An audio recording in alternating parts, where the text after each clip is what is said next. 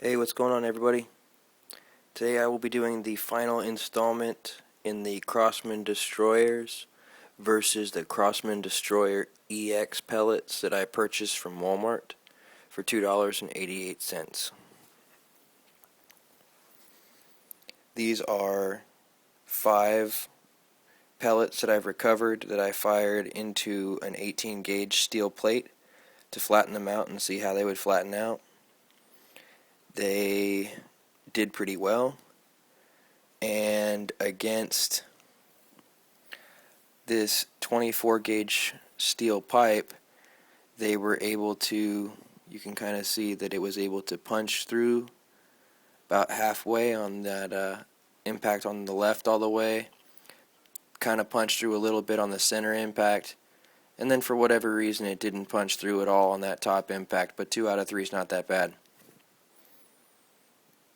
Then you look over here and you notice that the Crosman Destroyer EXs, immediately you notice that they have flattened out a lot more than the standard Crosman Destroyers have. Just visually, side by side, you can see that these pellets did not flatten out as well as these ones did. Take a closer look at the pellets themselves. Kind of try to figure out the zoom here. Alright, there we go. If you notice, on the left you have the standard Crosman Destroyer, which is a longer skirted pellet with just that single ring of hollow cup at the top with the point in the center. Whereas the pellet on the right hand side is the Crosman Destroyer EX, which has a shorter skirt on it as well as a secondary ring to the hollow point cup itself. Overall, the pellets are the same height and the same caliber, .177, 4.5 millimeter, but the standard Destroyer definitely has a longer skirt and a smaller hollow point cup. And if we look over here, we see the entrance into the clay of the Crosman Destroyers.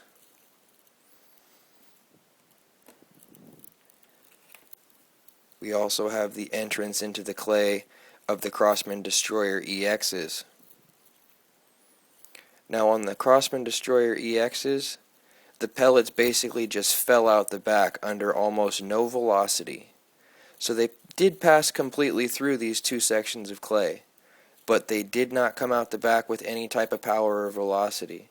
However, the initial shock on this piece of clay is visually much larger than the standard Crosman Destroyer comparatively.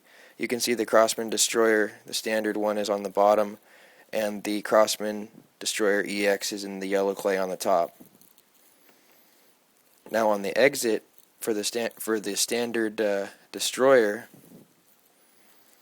the exit wound is much larger, even though the initial shock is smaller.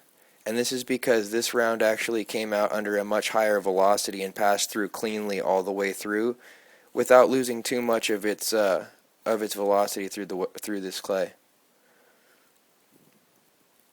Smaller impact, bigger exit because it passed all the way through. Larger impact, barely passed all the way through. Moving on. This is probably the best evidence that I have right here. On the left-hand side here, this is the standard Crosman Destroyer and its ballistic trajectory through this clay. There's the other half of it. Really, really nice imprint. This is the imprint for the Crosman Destroyer EX. And back to back, you can see that the Crosman Destroyer EX has a much larger impact.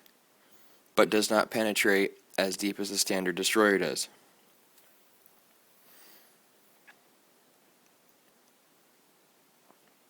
Nice imprints.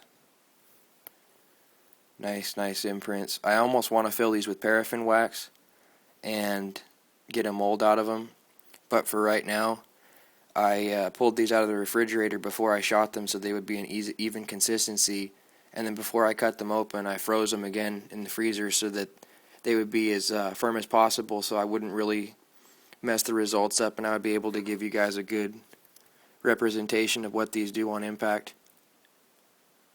If you're looking for a little bit more expansion, a little bit more impact, a little bit larger hole going in, definitely Crosman Destroyer EX. If you're looking for a little bit more penetration, maybe a thicker hide, thicker skull, still good impact, standard destroyer.